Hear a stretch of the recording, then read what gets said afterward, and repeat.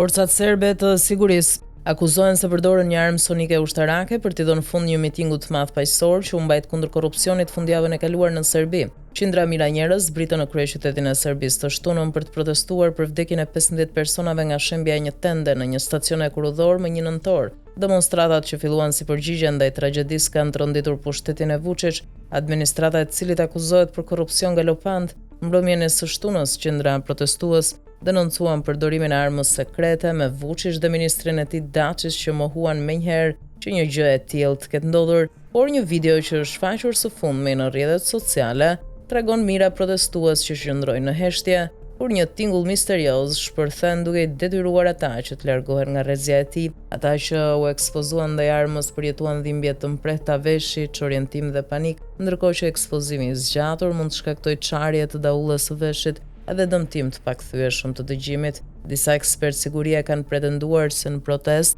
është përdorur një pajisje akustike me rreze të gjatë e prodhuar nga SBA, një mjet i specializuar që lëshon zë i aftë për të dhënë valë zanore me frekuencë të lartë në distanca të konsiderueshme. Një ditë më parë, presidenti serb Aleksandar Vučić dhe zyrtarë të tjerë të lartë të shtetit kërkuan madje edhe ndihmën e FBI-s për të vërtetuar që ata nuk kanë përdorur armë sonike.